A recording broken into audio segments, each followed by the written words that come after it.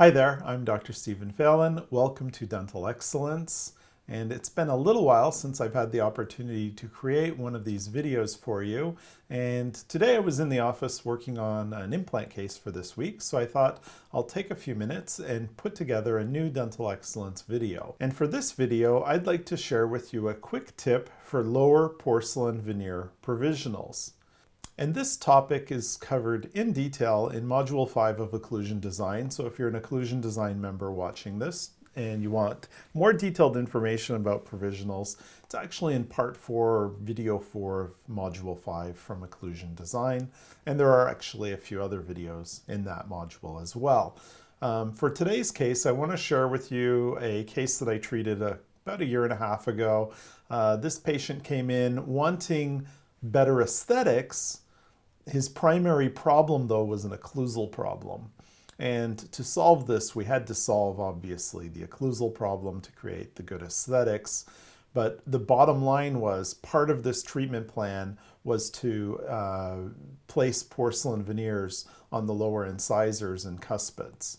So when you go to prepare these teeth, you want to have a diagnostic wax-up that you can use as the guide for the preparation reduction. And that's one of the things that I really advocate with my teaching. And so we have a diagnostic wax-up created. This is the lower wax-up. We obviously have the upper wax-up, and the occlusion and the guidance and the contact surfaces created on this lower wax-up match what we wanted to achieve occlusally on the upper wax-up. So this lower wax-up is then duplicated, and we make a series of guides, putties, and shells that we use to create the lower preparations. And so if you look at the lower preparations for this case, the issue is I don't break the contacts because I want to make the preparations as conservative as possible for my patients, meaning I want to preserve as much enamel as possible for the porcelain veneers. And that's the reason I believe, if you look all the way back to my first Dental Excellence video and all of the teaching that I've done over the years, that's one of the reasons I believe I get great longevity out of my veneer cases, is because I'm bonding these cases to preparations that are a majority of enamel. I don't even break the interproximal contacts unless I absolutely need to. So when you don't break the interproximal contacts on lower porcelain veneer preparations, you get undercuts interdentally. Typically, you get undercuts interdentally. So if you look at this case, here are the prepared teeth, based again on the diagnostic wax-ups and the putties and guides that we create from that diagnostic wax-up. And you can see there aren't a lot of really significant undercuts, but there's one fairly big one between the centrals. And this leads me to a case I treated a couple of weeks ago, which made me think about making this video. And this case had much bigger undercuts. It was post-ortho case and some black triangles that we want to close with the porcelain veneers, but I didn't want to break contact again. I want to preserve as much tooth structure as possible. And so we have some pretty good undercuts on this case. And for this case, I actually was, I think I got up to check my hygienist and I was going to make my provisionals. And I forgot one thing that I teach that I completely neglected to do looking at these preps and making the provisionals. So I used my hard cast shell, the shell that we make of the duplicate model of the diagnostic wax-up on the BioStar machine. And I made my provisionals in the shell based on ProTemp Plus, I believe, B1 ProTemp Plus. And I like to have it set on the teeth. I kind of move it on and off a little bit as it's setting so it doesn't get locked on. And then I take it off, I remove all the flash interdentally, and then bond the provisional into place without any bonding adhesive, just by spot etching a small dot on each tooth preparation. And I typically now am using flowable composite, although in the past I used a Neotemp resin cement. So any kind of resin, temporary resin cement works. I actually found the last couple of years, because I don't use any adhesive, flowable composite works just as well, and you could multi-purpose a product you already have in your office. So here it is. I've prepared this case. I think I got up to check the provisional, the hygienist. I came back to make the provisional. I loaded the shell with the ProTemp Plus, put it on the teeth, tried to kind of move it on and off, realized it's pretty locked on there. And sure enough, when I go to take it off, half comes off in the shell and the majority stays locked into those undercuts on the teeth. And I looked at it and I thought, I am such an idiot. I actually teach how to resolve this. And I did it to myself without doing what I teach to resolve this. So it's quite funny. You know, it's a good teaching episode when you see, oh, I forgot something. I'm going to take a picture of this because it's so funny that I completely forgot this, and it'll help reinforce that, you know, you should probably follow this little tip that I'm going to share with you. And the tip that I'm going to share with you is to block out the undercuts. And some people will block them out with orthodontic wax, but we have a great product that we use for this that I think works exceptionally well. So let me show you a picture of it blocked out. So here are all the areas blocked out all around. And what we're using is Ultradense LC Blockout Resin. It's, blockout resin, LC Blockout Resin by Ultradent. And we light cure this in all of these areas. It's not as stiff as regular flowable composite resin. Otherwise, it would be really hard to get regular flowable composite resin out of all these undercuts. It's a little more rubbery than regular flowable composite. It's a rubberized, almost flowable composite resin.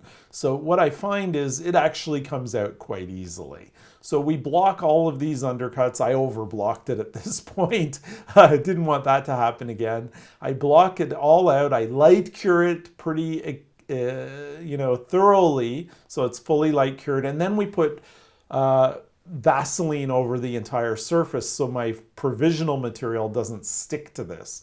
Even doing that, some of the provisional material will end up sticking to this. I'll share that with you, but because of the Vaseline, it'll flick off of the provisional pretty easily. So here it is with the Light Cure Blockout Resin on the undercuts, preventing the provisional now from locking into these preparations. And here's the Ultradent Light Cure Blockout Resin. Here it is here. I picked it up from the operatory because I'm in my consult room right now. And so it's just a little simple syringe, really nice product.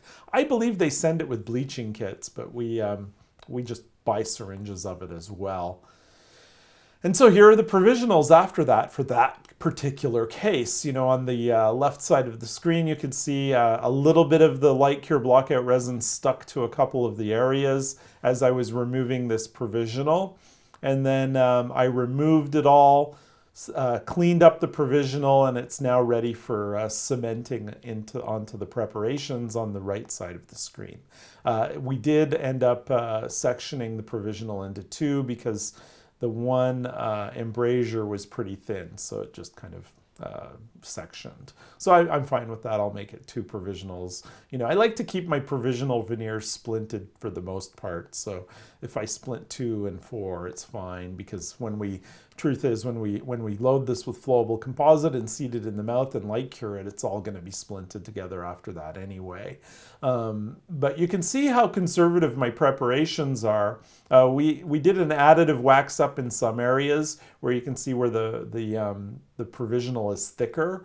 But in a lot of areas, you can see where we've been just really conservatively preparing these teeth, because you can see how thin the provisional is. So to get that on and off is a challenge. That's why blocking out the undercuts helps. And this can work in upper restorations as well. I just find it's more prevalent in lowers because of the size of the teeth and the size of the gingival embrasures in most of these lower cases. Now, what I'll say is that on upper cases, you do see the odd area where you need to block out the undercut interdentally. So it's a good tip for upper cases as well, or in between bicuspids. Like, there's lots of places where this can be actually really useful for us. And so here's the case I started out at the beginning, the case where we're doing the upper and lower restorations, as an addition to some posterior right implant crowns. So here's my blocking of this out on the left side. Here's the provisional on the right side. After I removed the shell, it stayed on the teeth. The provisional stayed on the teeth, kind of locked to the blockout resin a little bit. But because I add a lot of Vaseline to the blockout resin into the preparations, I can then take this provisional unit and remove it from the preps with a scaler. Generally, just a sickle scaler will remove this. And if you look here, here it is removed. Now it's just a matter of using the scaler to remove the blue blockout resin. And because it's blue, it's easy to see. I can definitely get it out easily. And I can also use Softflex XT discs to remove it. So between the Softflex XT discs and the sickle scaler, I can remove all of this, contour my provisional, and then cement it again with spot etching and flowable composite. No dentin adhesive, no dental adhesive. You know, I wouldn't use Optibond, Scotch Bond, no adhesive whatsoever, just etching and flowable composite. One step that I have is I put a desensitizer on there on the tooth surface, but I don't use any kind of adhesive because then you'll have tremendous trouble getting your provisionals off. Don't do that. I think that that's a bad idea. Here's that particular case. The provisional's in place. We had corrected the occlusion, the guidance around the one cuspid on the right side. And then Harold Heindel, my ceramist, my master ceramist from Seattle, he basically created these feldspathic veneers for the lower anteriors. You can see here are the feldspathic veneers. And here they are in place in the patient's mouth. And he's contoured them so we don't have any embrasures that are really open in the patient's mouth. It's all kind of nicely covered and filled in by gingival tissue. And so those are the final porcelain restorations. And if you look at the overall case, here's the lower before and after. Basically, the main issue I was correcting on the lower was the cuspid guidance and the design of the cuspids. But we decided to do the anterior teeth, the lower incisors as well, to improve the protrusive guidance because they were, the overall incisal edge position of the lower incisors was actually canted a little bit. So the veneers helped with the protrusive guidance as well. And then if you look at the upper and lower restorations, you can see nice results we were able to achieve for this patient. And you can kind of visualize the canted lower incisal edge in the before image and how this would be a problem with protrusive guidance. So we've corrected that. So it's a fairly conservative reconstruction. I didn't really treat the lower bicuspids, and I didn't treat the previous restorations on the lower left quadrant. I left the previous restorations in place, but the rest of the mouth I treated and reconstructed. And the main thing we did was we reconstructed his anterior guidance, his overbite, his overjet, his protrusive guidance. And we were able to create a guidance that works better for this particular patient. And so there's the overall smile. This is where it really impacts for the patient. And you can see the difference that this reconstruction makes on, and the impact it has on his overall smile. It's quite tremendous. And you know, what we do in dentistry has a huge impact on the patient's overall appearance, function, health, etc. This patient was thrilled with the overall results. And you know, it was a fairly complex treatment. We added 4 implants, a bunch of porcelain veneers, some posterior restorations. It was pretty involved dentistry. And if you are in occlusion design, Module 5, Part 4 or Video 4 is where I share, you know, using the hard cast shell to create the provisionals. There's an entire video for that. And this is the hard cast material from Great Lakes Orthodontics. I use this on the BioStar machine.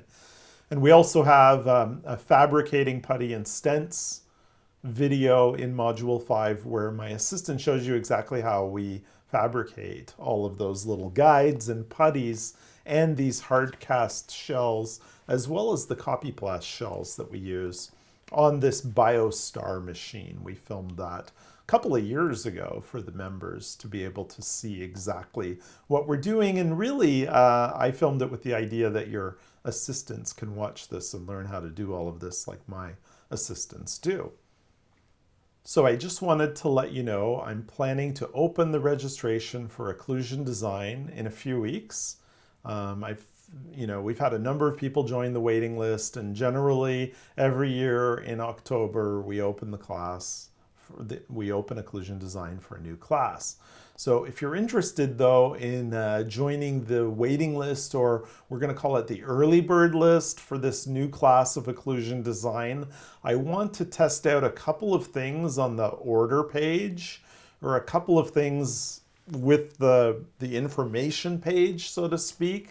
And I'm going to do that with the early bird list. And to help you or to incentivize the people to check out the early bird list, I'm going to add a special bonus for people only on the early bird list.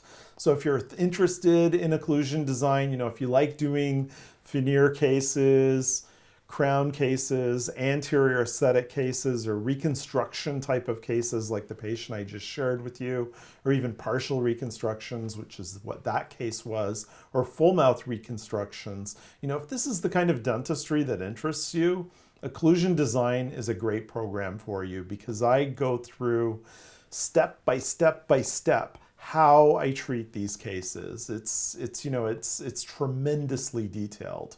And so all I can say is, if you're interested in that kind of dentistry, this is a great program for you. This is a great program for you.